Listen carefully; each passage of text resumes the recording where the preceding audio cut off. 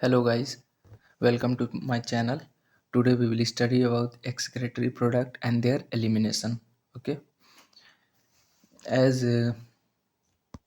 you see here, NCERT divide it into 8 part. Okay, the first part is human excretory system. The second part is urine formation. The third part is function of tubules. The fourth part is mechanism of concentration of filtrate. The fifth part is regulation of kidney function. The sixth part is micturition. The seventh part is role of other organ in excretion. Okay, let's start the topic. uh, guys इसमें आपको बताया गया है कि मतलब various organism कैसे अपना मतलब यूरिन मतलब वेस्ट मटेरियल कैसे एक्सक्रीट करते हैं। तो कुछ जो कुछ जो ऑर्गेनिज्म होते हैं वो अमोनिया के फॉर्म में करते हैं, कुछ जो ऑर्गेनिज्म होते हैं वो यूरिया के फॉर्म में करते हैं और कुछ जो ऑर्गेनिज्म होते हैं वो यूरिक एसिड के फॉर्म में करते हैं।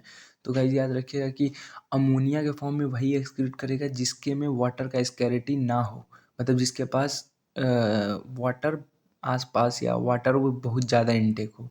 और यूरिया का वो करेगा वो यूरिया को कभी भी एक्सक्रीट कराने के लिए कम वाटर की रिक्वायरमेंट होगी अमोनिया के मुताबिक। तो सबसे ज़्यादा वाटर की रिक्वायरमेंट अमोनिया को एक्सक्रीट कराने में होगी, फिर यूरिया, फिर यूरिक एसिड। मतलब यूरिक एसिड जो है वो सबसे मतलब कम वाटर उसको लगेगा एक्सक्रीट कराने के लिए और वो पेलेट के फॉर्म में होगा। तो वही सब इसमें दिया हम लोग पढ़ेंगे अब। Okay. Animal accumulate ammonia, urea, uric acid, carbon dioxide, water, and ion like sodium, potassium, chlorine, phosphate, sulfate, etc. Okay, either by metabolic activity or by other mean like excess ingestion. ठीक है, this substance have to be remove totally और partially. ठीक है, इनको मतलब remove करना पड़ता है या तो टोटली या थोड़ा सा रोक के partially. In this chapter, you will learn the mechanism of elimination of this substance with special emphasis on the common nitrogenous waste. ठीक है, ammonia, urea, and uric acid are the major form of nitrogenous waste. Important. Major form of nitrogenous waste कौन कौन सी है? Ammonia, urea, uric acid. Okay, excreted by the animals.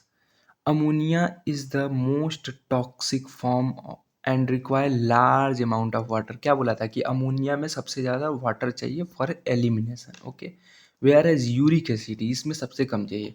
Being the least toxic can be removed with a minimum loss of water. Uric acid कैसे remove हुआ? Minimum loss of water. Ammonia कैसे? Maximum loss of water. Okay, clear है। The process of excreting ammonia is ammonotelism. जो ammonia को excrete करने का process होता है उसको अमोनोटेलिज्म कहते हैं। अब देखिए, जो एक दिमाग लगाइए कि जो पानी में रहते हैं या फिर पानी के आसपास रहते हैं उन्हीं के पास पानी ज़्यादा होगा ना, मतलब वो कंसनट्रेशन ज़्यादा कंज्यूम करेंगे। तो एग्जाम्पल्स इसके देखिए आपको थोड़ा क्लियर होंगे। मेनी बोनी फिशेस, फिशेस किस में रहती हैं? पानी में। एक्वेटिक एम्फीबियन, एक्वेटिक मतलब क्या है? पानी वाला एम्फीबियन। ठीक है, और एक्वेटिक इंसेक्ट्स ये क्या होंगे? Ammonotelism in nature. देखिएगा रटने वाली चीज़ें नहीं है, थोड़ा सा लॉजिकल जाएंगे ना तो आपको ऐसे भी मतलब समझ में आ जाएगा।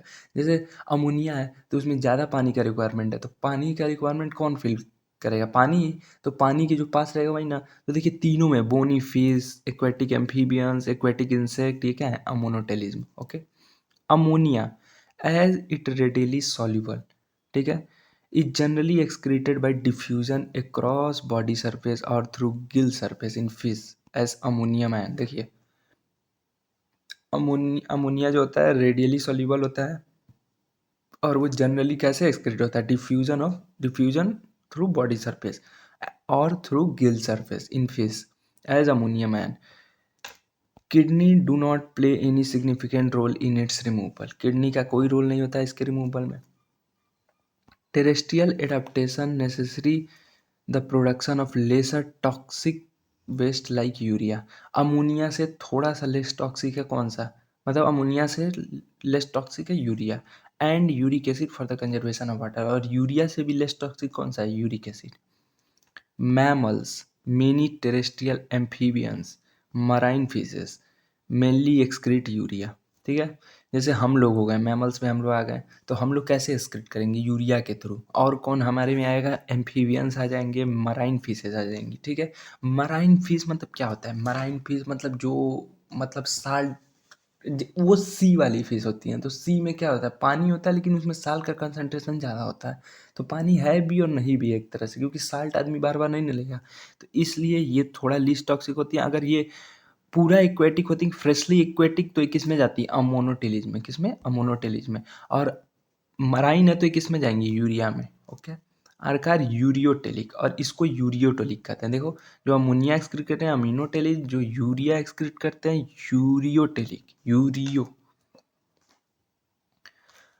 Ammonia produced by the metabolism is converted into urea in the liver of these animal and released into blood which filtered and excreted out by kidney। देखिए, जो यूरिया होता है, जो इस एनिमल में जैसे मराइन फिशेज हो गई, मैमल्स हो गए, एम्फीबिया हो गए, इसमें पहले बनता तो अमोनिया ही है।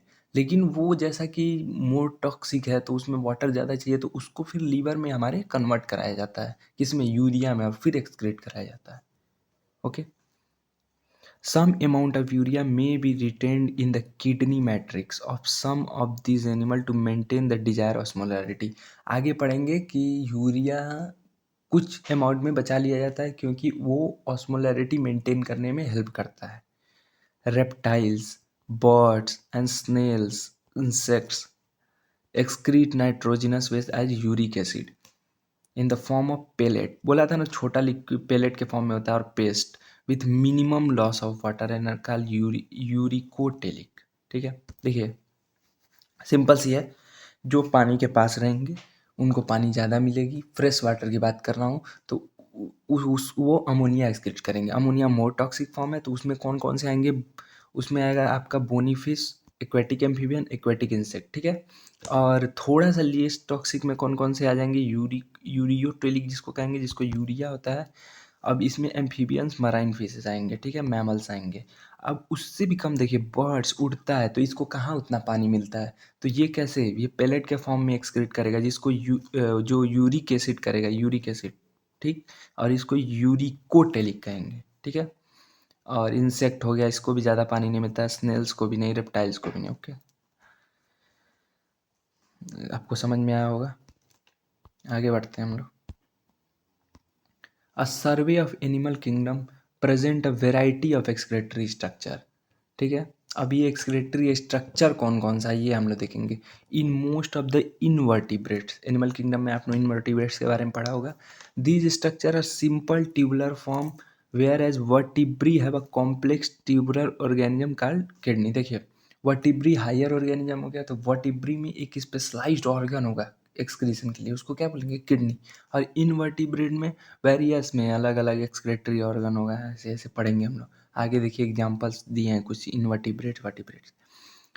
सम of these structure are mentioned here. ठीक है।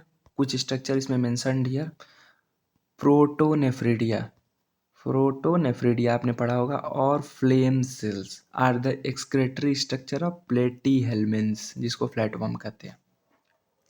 प्रोटोनेफ्रिडिया या फ्लेम सेल किसका एक्सक्रेटरी ऑर्गन है? प्लेटीहेल्मिन्स का।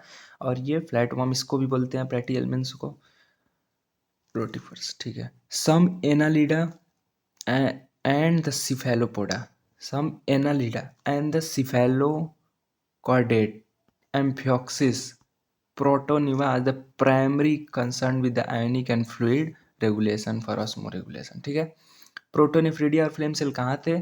एक तो प्लेटीहेल्मिन्थस में, और प्लेनेरिया में, रोटिफर्स में, जो कि प्लेटीहेल्मिन्थस का एग्जाम्पल है। सम एनालिडा, कुछ एनालिडा में, एंड द सिफेलोपोडा, एम्फियोक्सिस, और जिसमें protonephridia the primary concern with the ionic and fluid balance regulation and osmoregulation. ठीक है।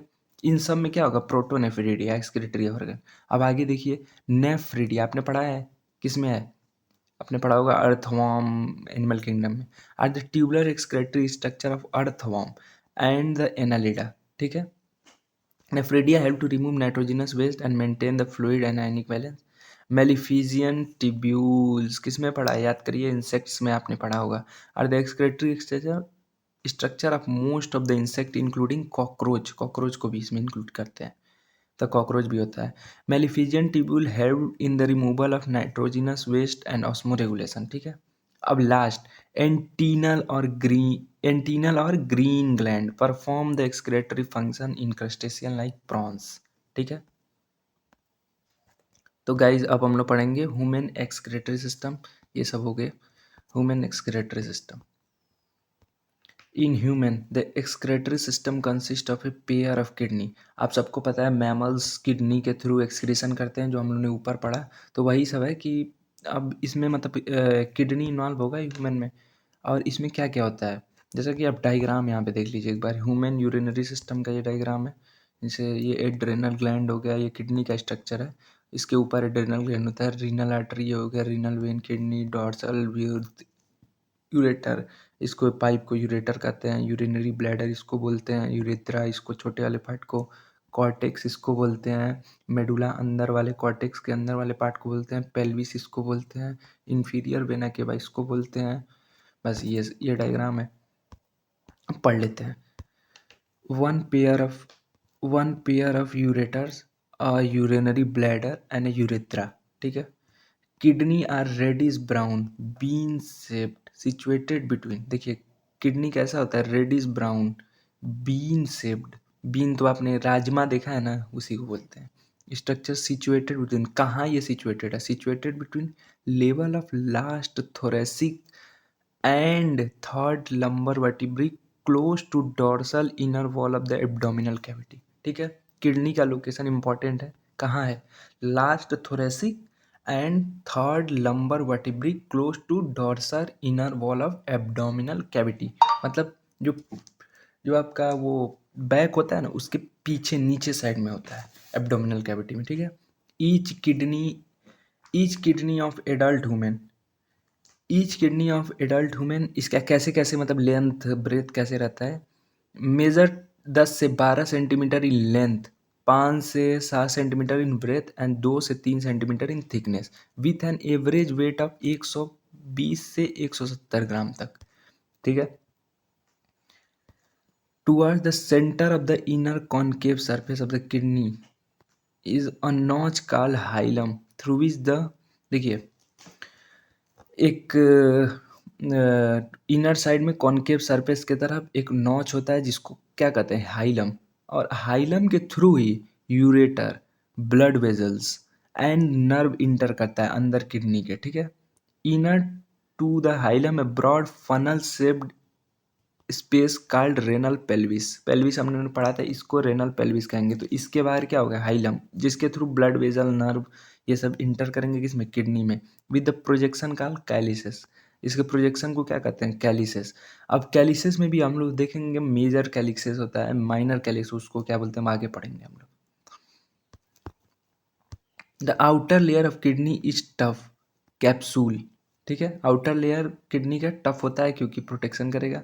इन side the kidney there are to zone, the outer cortex हम लोगों ने देखा था, कॉर्टेक्स, और एक मेडुला, इनर जो इनर में था मेडुला उसको कहते हैं, and the inner medulla, the medulla is divided into few conical conical mass medullary pyramids projecting into the calyces, ठीक है, सिंगल कैलिक्स जिसको बोलते हैं, समझ में आया। तो क्या क्या था एक बार देख लें। Human excretory system consist of a pair of kidney, one pair of ureters and urinary bladder and urethra. देखिए पेयर में कौन कौन है, यूरेटर है, किडनी है, ठीक है। और अनपेयर में कौन कौन से हैं, ये यूरिनरी ब्लैडर, यूरेथ्रा, ठीक है, एक एक है ये, और वो दो दो हैं। किडनी कैसा है, reddish brown bean shaped situated between the last thoracic and third lumbar vertebrae, यह लोकेशन हो गया। ये 10 से 12 सेंटीमीटर लेंथ, 5 से 7 सेंटीमीटर विड्थ और 2 से सेंटीमीटर थिकनेस, और इसका वेट कितना होगा, 120 से 170 gram. To are the centre of the inner concave surface notch portion, जिसको हाइलम कहते हैं, जिसके through ureteral blood vessels and nerve enter करेंगे। Inner to hilum a broad funnel shaped space called renal pelvis with projection called calyces, ठीक है। Outer layer protection का काम करेगा तो वो टफ होना चाहिए और कैप्सुलेटेड होगा। In in the kidney there are two zones, outer cortex and inner medulla, अंदर के साइड में दो जोन होंगे, आउटर जिसको कॉर्टेक्स बोलेंगे, इनर जिनको मेडुला बोलेंगे। Medulla is divided in few conical mass medullary pyramid projecting to calyces, ठीक है। अब आगे पढ़ते हैं।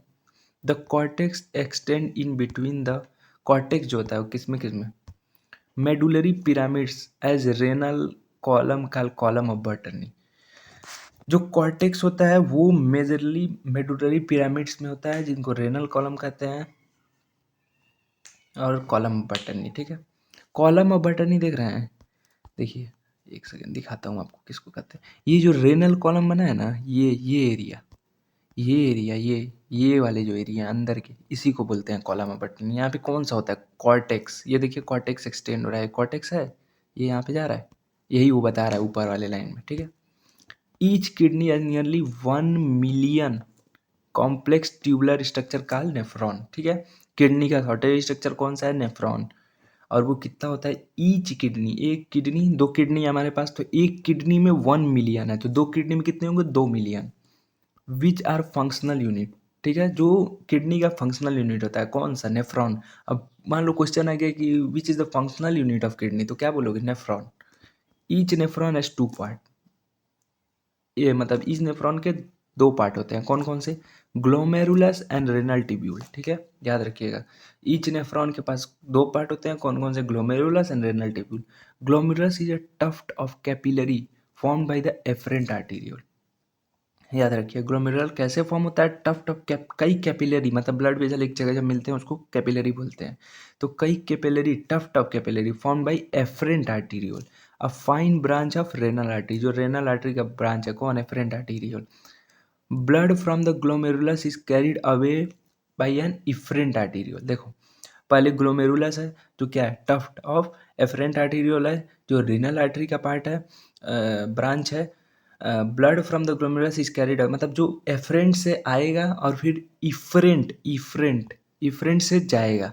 मतलब एफरेंट ये है, ये एफरेंट हो गया, एफरेंट ए वाला, और ये इफरेंट से जाएगा, इफरेंट। ठीक है, वही आगे दिखेंगे हम लोग।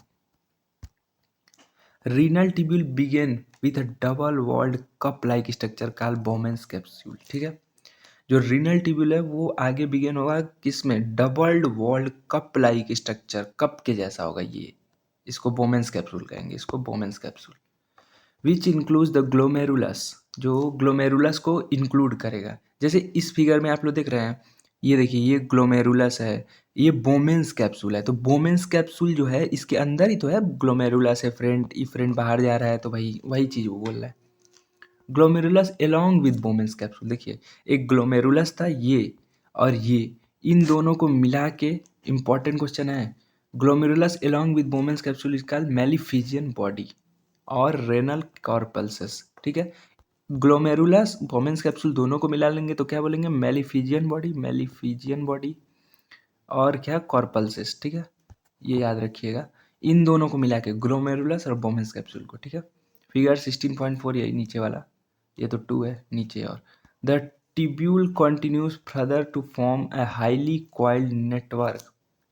अब जो ये ट्यूब्यूल है, देखिए मैं दिखाता हूँ, अब ये जो ट्यूब्यूल है, the tubule continue further to form a network called proximal convoluted, PCT जिसको बोलेंगे। पीसीटी कहाँ होगा, देखिए ये पहले ग्लोमेरुलस हो गया, बोमेंस कैप्सूल हो गया, अब ये फर्दर कंटिन्यू करके ये क्या बना रहा है, पीसीटी। ये पीसीटी है, देखिए पहले ये आया, फिर इसमें ये ग्लोमेरुलस हो गया, ये बोमेंस कैप्सूल हो गया, double world cup like structure, और फिर ये कॉन्युलेटेड होके एक जगह बनाएंगे जिनको क्या बोलेंगे, पीसीटी। ठीक, अब पीसीटी फर्दर एक्सटेंड करेगा, अब आगे देखते हैं। देखिए अब पहले ही बता देता हूँ, पीसीटी है, अब पीसीटी, ये पीसीटी है, पीसीटी फर्दर एक्सटेंड करके क्या बना रहा है, क्या दिख लग रहा है, रुकिए दिखाता हूँ, डिसेंडिंग लूप ऑफ इनले। इसके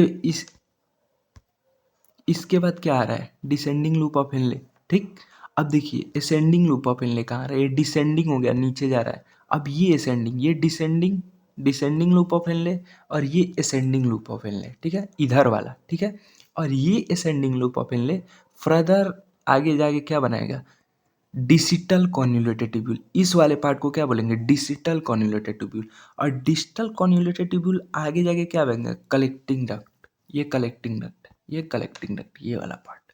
ठीक है, diamond frown blood vessel and tubule. अब आगे यही होगा, पीसीटी बना लिया था। अ हेयर पिन हेलने लूप, इस वाले पार्ट की बात कर रहा है ये। is next part of the tubule which has descending, ये descending and ascending, ये ascending. The ascending limb continue on another highly coiled tubular reason called distal convoluted tubule. क्या बोला था, इधर ये बना के क्या बनाएगा डिस्टल कॉन्वोल्यूटेड ट्यूबुल, इधर क्या बना था पीसीटी प्रॉक्सिमल कॉन्वोल्यूटेड ट्यूबुल. ठीक है. The DCT of many nephron, कई नेफ्रॉन मिलके open into a straight tube. ये जो स्ट्रेट ट्यूब कलेक्टिंग डक्ट जिसको बोल रहे थे straight tube called collecting duct, वही सब बातें हैं. Many of which converge and open into a renal pelvis. अब ये कलेक्टिंग डक्ट कहाँ ओपन होंगे रेनल पेल्विस, किसके थ्रू मेडुलरी पिरामिड्स ऑफ कैलिसिस. अब देखिए मेलिफिजियन कॉर्पल्सिस किसको बोल रहे थे मेलिफिजियन कॉर्पल्सिस, बोमेंस कैप्सूल एंड ग्लोमेरुलस को याद रखिएगा. मेलिफिजियन कॉर्पल्सिस कौन था, बोमेंस कैप्सूल एंड ग्लोमेरुलस. पीसीटी जो नीचे वाला and DCT of nephron are situated in the cortical region. देखिए दो रीजन होते हैं किडनी में, cortical reason medullary reason.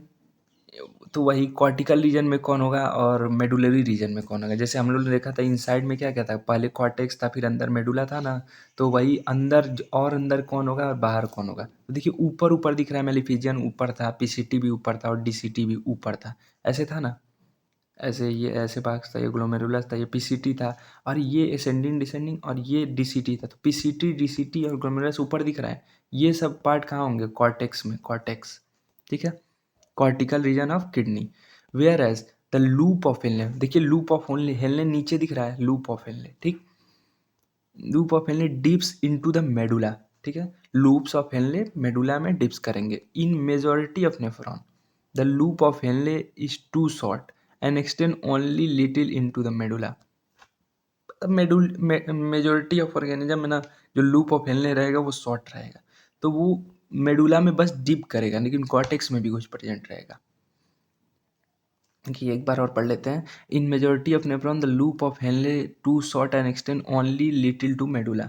Such nephron are called sun nephron are called cortical nephron. देखिए जैसे मेडुला शॉर्ट है तो उसका मेजोरिटी पार्ट कहाँ पे होगा, ऊपर होगा कॉर्टेक्स में, मतलब बाहर ही होगा. तो उसको क्या बोलेंगे cortical nephron. In some nephrons the loop of Henle is very long. अब जिसमें लंबा होगा लूप ऑफ हेनले वो जाहिर सी बात है मेडुला में मतलब इनगल्फ करेगा, मेडुला के अंदर जाएगा. And run deep into medulla, जो deep medulla. This are called these nephron are called juxtamedullary nephron. देखिए सिंपल सा कॉन्सेप्ट है. जो छोटा रहेगा वो कॉर्टेक्स में रहेगा, जो ऊपर रहेगा वो कॉर्टेक्स में रहेगा. तो जो जो लूप ऑफ हेनले कॉर्टेक्स में रहेंगे मतलब शॉर्ट रहेंगे वो कॉर्टिकल नेफ्रॉन कहेंगे. जो लूप ऑफ हेनले बड़े रहेंगे वो मेडुला तक ज़्यादा जाएंगे तो उनको जक्स्टा मेडुलरी नेफ्रॉन कहते हैं. ठीक है. अब देखिए the efferent arteriole emerging from the glomerulus. जो ग्लोमेरुला से इफरेंट आर्टिरियोल एमर्ज हो रहा था, मतलब यहाँ से ऐसे जा रहा था, ये एफरेंट हो गया, ये इफरेंट हो गया. From a very forms a very fine capillary network around the renal tubule called peritubular capillary. ठीक है. रेनल ट्यूब्यूल को जिसको peritubular. A minute vessel network run parallel to Henle of loop forming a U-shaped vasa recta. Vasa recta is absent और highly reduced in the cortical nephron. देखिए ये Henley of loop है. अब इसके parallel एक run करेगा जिसको वासा रेक्टा कहेंगे. इसका आगे यूज है वासा रेक्टा का और ये एब्सेंट होगा कॉर्टिकल नेफ्रॉन जिसके में होगा उनके में. ओके. अब हम लोग पढ़ेंगे यूरिन फॉर्मेशन. ठीक है गाइस. यूरिन फॉर्मेशन इसमें मेजरली तीन तीन स्टेप होते हैं. Urine formation involve three main process namely glomerular filtration, reabsorption and secretion that take place in different part of nephron. जो डिफरेंट डिफरेंट पार्ट में नेफ्रॉन के होता है. अब पहला स्टेप कौन सा है, glomerular filtration. The first step of urine formation filtration of blood जिसमें होता है which is carried out by glomerulus. Glomerulus जो ये वाला पार्ट था ऐसे, ये वाला पार्ट इसको ग्लोमेरुलस बोल रहे हैं. Glomerular filtration on an average 1100 से 1200 ml of blood is filtered by kidney per minute. ठीक है. एक मिनट में 1100 से 1200 ml ब्लड फिल्टर करता है किडनी विच कॉन्स्टिट्यूट रफली 1/5 of the blood pumped out by each ventricle of the heart in every minute. मतलब 1/5 1/5 पार्ट ब्लड का एक मिनट में वेंट्रिकल के द्वारा हार्ट से पंप हो जाता है, ठीक है। The glomerular capillary blood pressure cause the filtration the glomerular capillary blood pressure cause the filtration of blood through 3 layer. पहला लेयर है endothelium of glomerulus blood vessel, the epithelium of Bowman's capsule and the basement membrane in between this 2 layer, ठीक है। पहला कौन सा है, endothelium of glomerulus blood vessel, epithelium of Bowman's capsule and the basement membrane in between 2 layers.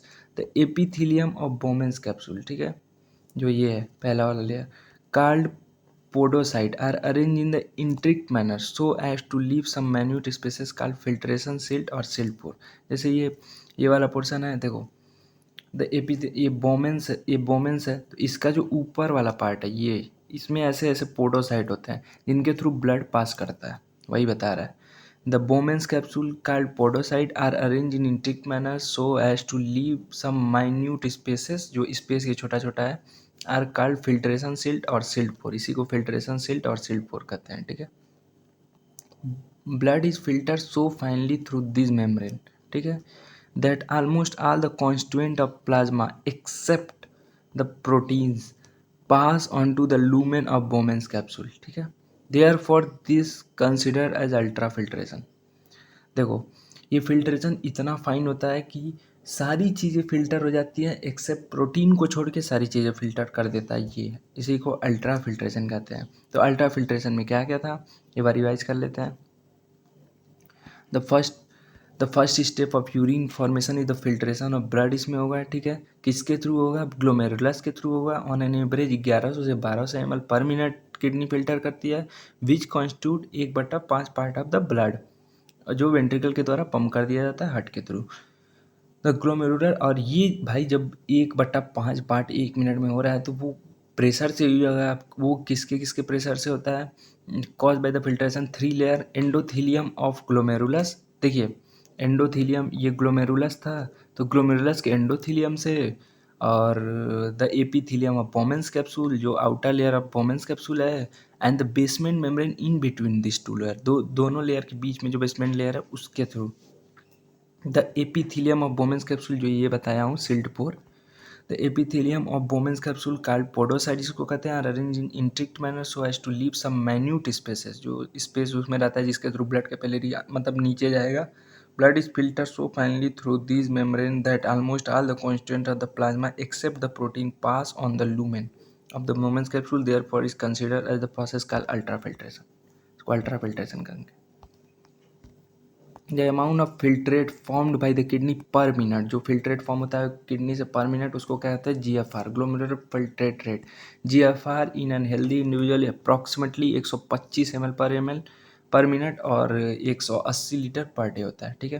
The kidney has build a mechanism for the regulation of GFR, glomerular filtrate rate. One such mechanism is carried out by juxta glomerular apparatus। ये क्या mechanism होता है, जैसे देखिए, a special sensitive region form cellular modification in the distal convoluted tubule and the efferent arterioles at the location of their contact.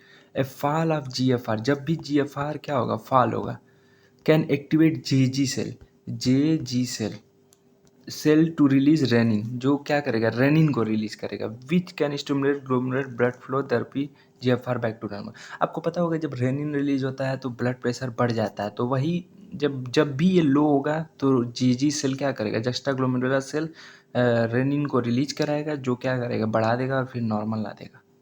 A comparison volume of filtrate form per day 180 litre per day with that of urine release 1.5 litre per day. देखिए ये बहुत ही ताज्जुब की बात है कि हमारा जो किडनी है वो 180 लीटर पर डे मतलब वो वाटर को फिल्ट्रेट कर रहा है, ठीक है, और जिसमें से 1.5 लीटर केवल यूरिन निकल रहा है बाहर, मतलब 99% वाटर फिर से वो ले रहा है, मतलब 99% वाटर मतलब बॉडी में रह रहा है। Suggest that 99% of the filtrate has to be reabsorbed by the renal tubules. समझ रहे हैं ना, 1% ये हो गया और 99% फिर से लेना ही पड़ेगा। This process is called reabsorption. देखिए दूसरा प्रोसेस क्या था, पहला प्रोसेस था पहला प्रोसेस जो हम लोगों ने पढ़ा किसके थ्रू, यूरिन फॉर्मेशन, और ये किसके थ्रू, जीएफआर ओएफआर के थ्रू हुआ। और दूसरा रीअब्जॉर्प्शन, मतलब जो भी न्यूट्रिएंट्स जो भी न्यूट्रिएंट्स रिक्वायर्ड होंगे, जो भी पानी जो भी चाहिए उसको उसका रीअब्जॉर्प्शन करेगा किडनी और किडनी के cells. The the tubular The tubular epithelium cells in different segment of nephron perform their either active or passive mechanism। Different part के किसका बात कर रहा है, पीसीटी, डीसीटी, हेनले लूप, इन सब की बात कर रहा है। For example like glucose amino acid Na+, glucose amino acid और Na+ in the filtrate are reabsorb actively. मतलब इन तीनों को एब्जॉर्ब करने के लिए एक्टिव रेस्पिरेशन चाहिए, एक्टिव प्रोसेस चाहिए, जो कि मतलब एनर्जी रिक्वायरिंग है, मतलब एनर्जी खर्च करके इन तीनों को रीअब्जॉर्ब कराना पड़ता है। किसको किसको, glucose, amino acid, sodium. The nitrogenous waste are absorb passive. और जो नाइट्रोजीनियस वेस्ट होता है वो पैसिवली, उनको एनर्जी रिक्वायर्ड नहीं होता है, वो ऐसे ही रीअब्जॉर्ब हो जाता है। Reabsorption of water also occur passively. Water का भी रीअब्जॉर्प्शन पैसिवली होता है in the initial segment of nephron, शुरू में ही हो जाता है। During urine formation the tubular cell secrete substance like H+K and ammonia into the filtrate। Tubular secretion is also important step in urine formation. और एक क्या होगा, जो यूज नहीं होगा, जो काम की चीज़ें नहीं, उनको बाहर फेंक दिया जाएगा। It help to maintain in ionic and acidic balance of the body fluid, जो आयनिक और एसिडिक बैलेंस प्रमोट करेगा। अब देखिए, जो हम लोग बात कर रहे थे कि कहाँ कहाँ क्या क्या रीअब्जॉर्प्शन होगा, कहाँ कहाँ क्या क्या सिक्रीशन होगा, तो वो सब पढ़ लें। जैसे मोस्ट इम्पॉर्टेंट इसमें पीसीटी होता है। PCT is line by simple cuboidal brush border epithelium. Important है, पूछ सकता है ये आपका, उसमें पूछेगा पीछे पहले वाले चैप्टर में, मतलब वो जो सेल सोल्स वाले हैं, स्ट्रेटिफाइड स्क्वैमस क्यूबॉइडल, ये सब वाले में। तो ये पीसीटी का कैसे लैंड होता है, simple cuboidal brush border epithelium which increases the surface area in reabsorption. जो क्या करेगा, सरफेस एरिया को इंक्रीज करेगा, जिससे रीअब्जॉर्प्शन ज़्यादा हो और बढ़िया से हो। Nearly all the essential nutrients about 70 से 80% of electrolyte and water are reabsorb by this segment. Important, maximum reabsorption किस में होगा, पीसीटी में, याद रखिएगा। Nearly all the essential nutrients 70 से 80% of electrolyte and water are reabsorb in this segment. PCT also help to maintain pH and ionic balance, जिसको osmolarity करते हैं, of the body fluid by the selective secretion of hydrogen and ammonia ion. Hydrogen और ammonia ion को ये secrete करता है into the filtrate bye absorption of bicarbonate. ठीक है, देखो बाइकार्बोनेट का एब्जॉर्प्शन करेगा, हाइड्रोजन एंड अमोनिया को सिक्रीट कर देगा। ठीक है, और इसमें एसेंशियल न्यूट्रिएंट 70 से 80%, इलेक्ट्रोलाइट्स, वाटर्स का क्या होगा, रीअब्जॉर्प्शन होगा। दूसरा पार्ट क्या है, Henle of loop. Reabsorption is minimum, इसमें मिनिमम होगा reabsorption in the ascending loop. ये असेंडिंग वाला लूप हो गया, जो ऊपर जा रहा था, ascending loop. However this region play a significant role in the maintenance of high osmolarity. देखिए, कुछ हो ये रीअब्जॉर्प्शन, मतलब सिक्रीशन रीअब्जॉर्प्शन करे चाहे नहीं, लेकिन ऑस्मोलैरिटी में मेंटेन करने में बहुत योगदान है इसका, हेनले ऑफ लूप का। Into the interstitial the descending leaf lymph of loop of Henley hence. देखिए ये है, ये डिसेंडिंग है, तो अभी एक कॉन्सेप्ट बताऊंगा। Henle is permeable to water but also impermeable to electrolyte. मैं जब पढ़ता था तो मैंने एक ट्रिक अपनाई थी, पता नहीं आप लोगों को पसंद आएगा कि नहीं। जैसे नीचे है तो ये मतलब पानी है, तो ये इलेक्ट्रोलाइट लेके क्या करेगा, और ये असेंडिंग है तो इसको ऊपर जाना है, तो इलेक्ट्रोलाइट जैसे पानी से सॉलिड होगा, मैंने ऐसे बनाया था, ये ट्रिक है बस, और कुछ नहीं है। इलेक्ट्रोलाइट सॉलिड होगा तो वो असेंडिंग को ऊपर ले जाएगा। तो याद रखिएगा, पानी के लिए परमिएबल कौन होगा, डिसेंडिंग, और पानी के लिए इम्परमिएबल कौन होगा, असेंडिंग। इलेक्ट्रोलाइट के लिए परमिएबल कौन होगा, असेंडिंग, और इलेक्ट्रोलाइट के लिए इम्परमिएबल कौन होगा, डिसेंडिंग। अब वही लिखेगा,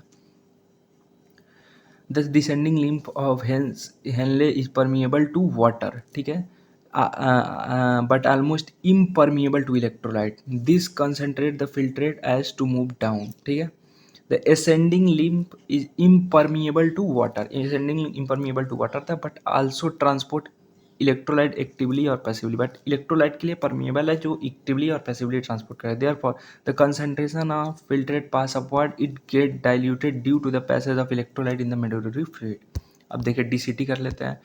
conditional reabsorption of sodium and water take place in this segment. याद रखिएगा, रीअब्जॉर्प्शन होता है किसका, सोडियम और वाटर का, कंडीशनल है, conditional reabsorption. DCT is also capable of reabsorption of bicarbonate, bicarbonate का रीअब्जॉर्प्शन वो भी करा रहा था, पीसीटी भी और डीसीटी भी करा रहा है। And selective secretion of hydrogen and potassium ion, ठीक है, and NH3 to maintain pH and sodium balance in the blood. अब ये देखिए प्रॉक्सिमल कॉन्जुगेटेड डिस्टल ये क्या क्या कर रहा है, H प्लस और इसको सिक्रीट करा रहा है और उसको रीअब्जॉर्ब करा रहा है, bicarbonate NaCl water nutrients K plus, और ये DCT भी NaCl वाटर और बाइकार्बोनेट का क्या कर रहा है, रीअब्जॉर्प्शन, और इसको क्या कर रहा है, सिक्रीट कर दे रहा है। अब ये बाहर से नीचे निकल जाएगा, ये भी ऐसे करके नीचे निकल जाएगा, यही बता रहा है।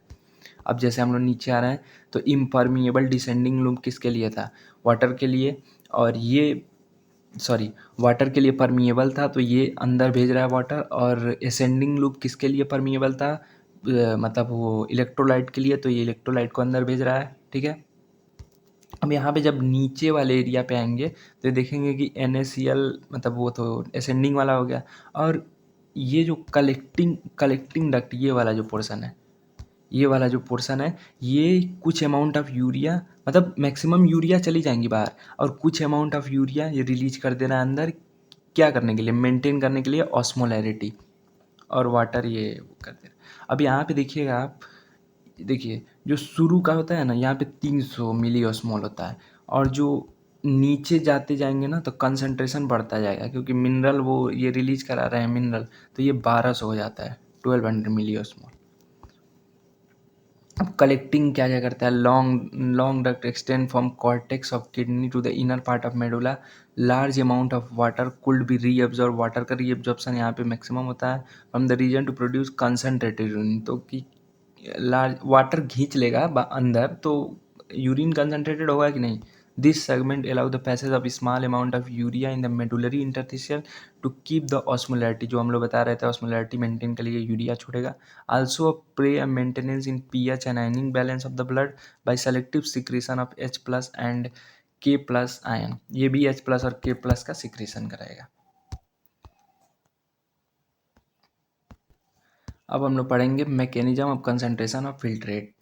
जैसे देखिए इसमें mammals have the ability to produce concentrated urine, जैसे हम लोग देख रहे थे ऊपर के सिक्रेशन ऑपरेशन से।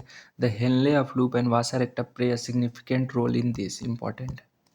हेनले लूप और वासा रेक्टा इसमें ऑस्मोलैरिटी मेंटेन करने में ज़्यादा हेल्प करते हैं।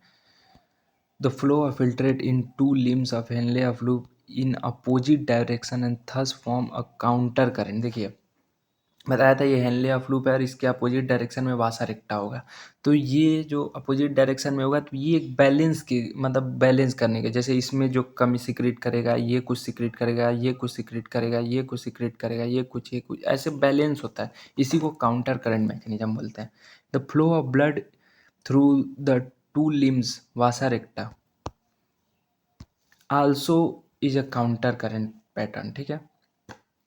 The proximity between Henle loop and Vasa recta as well as the counter current in them help in maintaining an increased osmolarity to our inner medullary interstitium। जैसे हम लोग पढ़ा था कि नीचे के साइड 1200 हो जाता है, ऊपर के साइड 300, तो नीचे वाला 1200 ज़्यादा हो गया ना, तो ये किसके थ्रू हो रहा है, वासा रेक्टा, वासा रेक्टा तो हो गया आपका हेनले ऑफ लूप और काउंटर करंट मैकेनिज्म के थ्रू।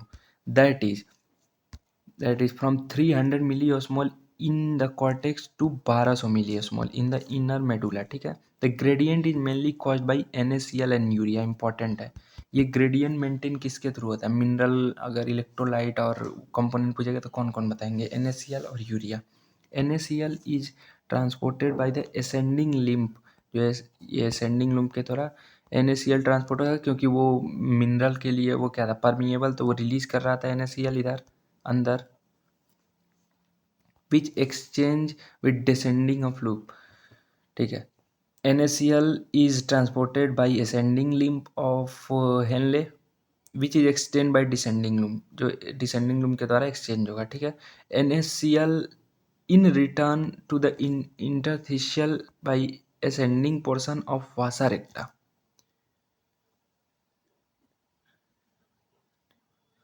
देखिए जो NaCl था ना वो असेंडिंग लूप ऑफ हेनले, मतलब हेनले लूप के थ्रू वो रिलीज होगा और वो वासा रेक्टा के डिसेंडिंग लूप में जाएगा, वासा रेक्टा के डिसेंडिंग लूप में, और फिर वो कैसे मेंटेन होगा, एसेंडिंग लूप ऑफ वासा रेक्टा के थ्रू। जैसे मान लीजिए ये है, अब ये है, तो ये किसका हेनले ऑफ लूप है, तो ये असेंडिंग लूप है, तो ये NaCl रिलीज किया, ठीक, और ये NaCl इसको चला गया डिसेंडिंग लूप ऑफ मतलब वो वासा रेक्टा, और ये जो इससे गया है वो मेंटेन कैसे होगा, इसके असेंडिंग लूप से। समझ में आ रहा होगा आपको थोड़ा बहुत। Similarly small amount of urea enter into this segment ascending loop of which is transported back into interstitial fluid. The above described transport of substance facilitated by special substance of Henle loop and Vasarecta counter current mechanism जिनको बोलते हैं।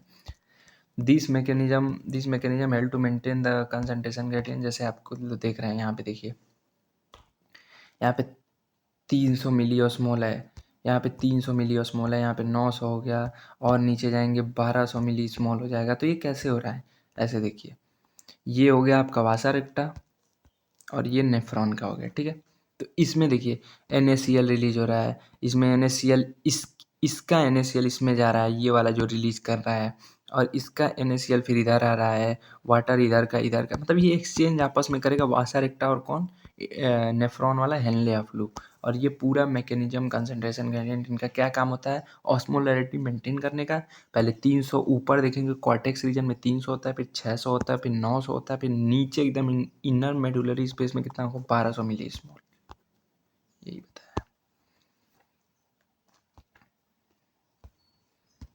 Presence of such interstitial gradient help in easy passage of water from the collecting to Therby countering mechanism. Human kidney can produce urine nearly 4 times concentration than initial filtrate.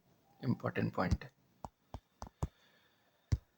अब देखिए, अब regulation of kidney function कैसे होता है, ये मैं आपको explain कर देता हूँ simply.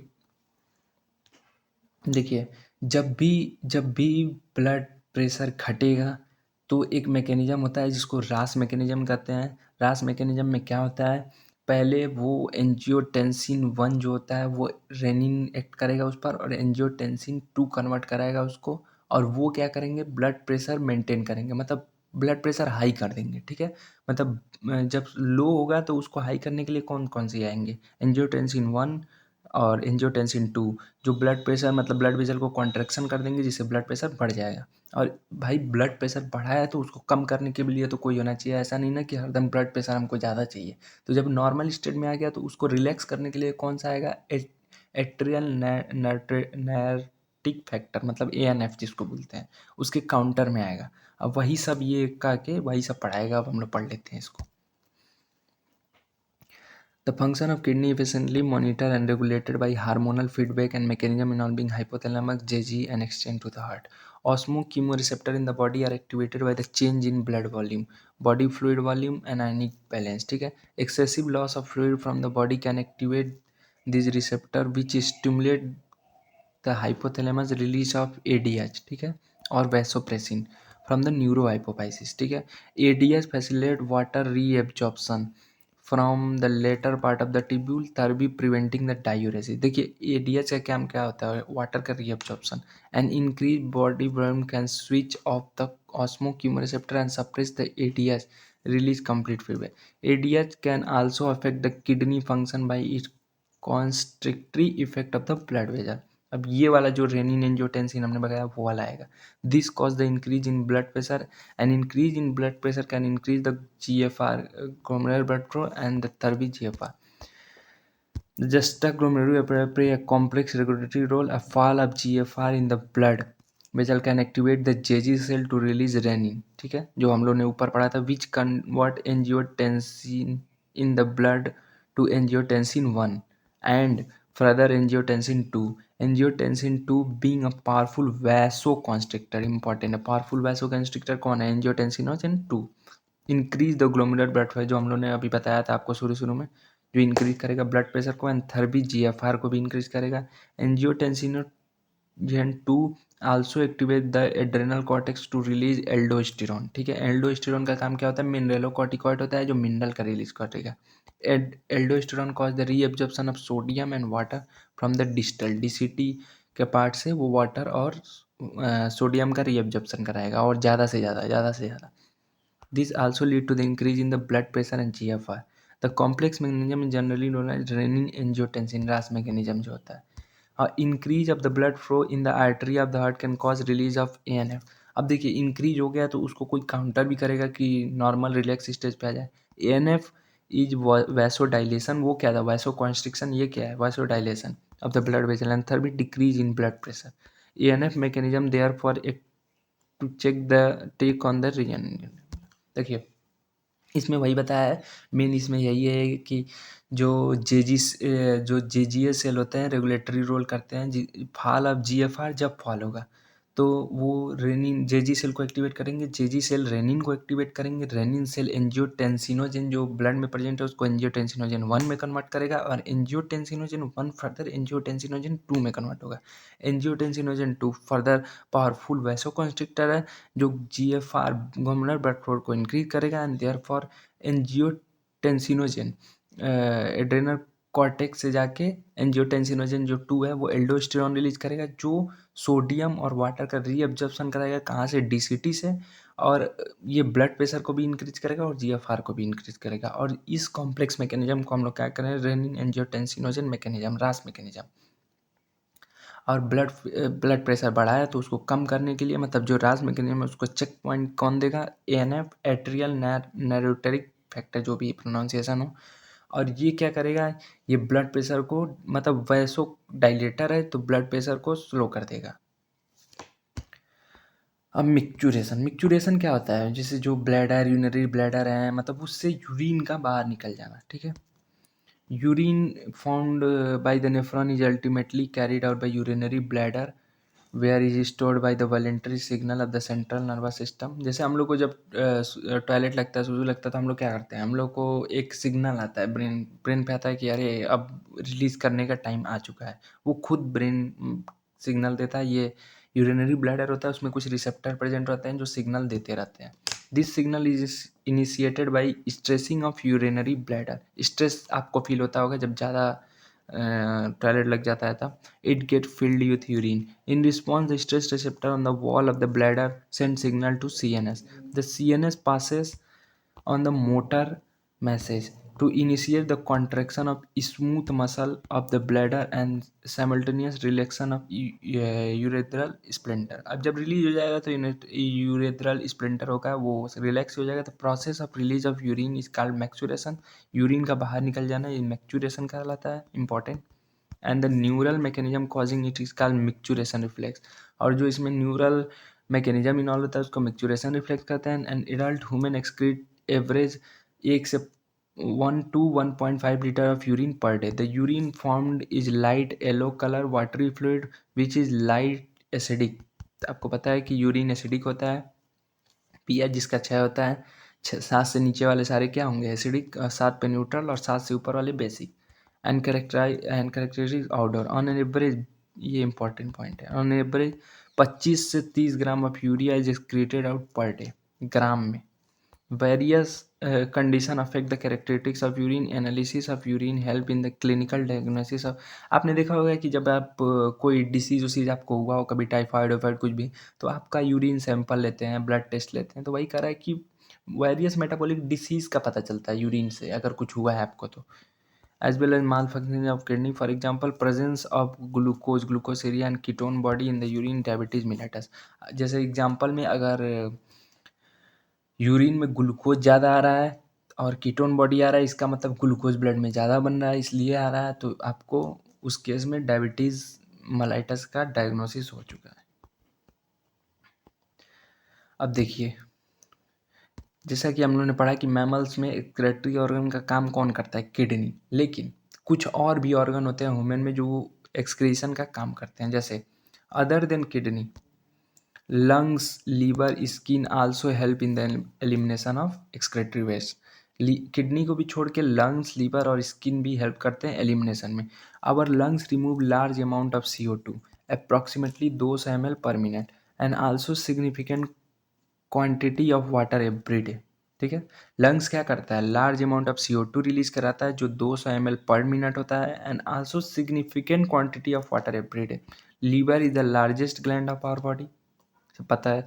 Secrete bile substance like bilirubin, biliverdin, cholesterol, degraded steroid hormone, vitamin and drug.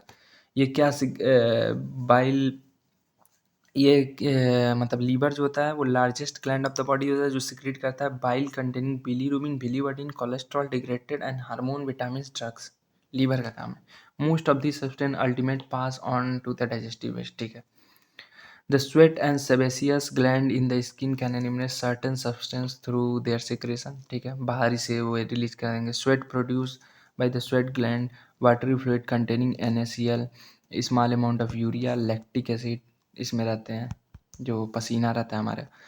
Through the primary function of sweat also facilitate in cooling effect of body, cooling भी करता है। It also help in the removal of some waste mentioned above. Sebaceous gland eliminate certain substance like steroid, sterols, hydrocarbon, waxes, calcium. This secretion provide a protective oily covering of skin. Do you know a small amount of nitrogenous is eliminated through saliva too? ये आप पढ़ लीजिएगा, saliva के भी through कुछ excretion होता है। अब हमारा लास्ट आएगा, क्या आएगा, डिसऑर्डर, ठीक है, पढ़ लेते हैं ये भी। Malfunctioning of kidney can lead to the accumulation of urea in the blood is called uraemia, ठीक है। ब्लड में यूरिया आ गया, उसको यूरेमिया कहते हैं। Which highly harmful and may lead to the kidney failure. In such patient urea can be remove by the process called haemodialysis, ठीक है। Haemodialysis के थ्रू यूरिया ब्लड से रिलीज हो जाता है।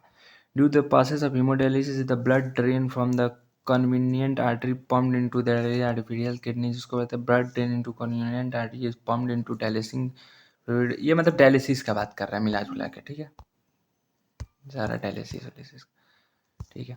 रीनल कैलिकुलाई का स्टोन और insoluble mass crystallize salt oxalate found in kidney, पढ़ लीजिएगा। Glomerular inflammation of glomerulus in kidney. Thank you.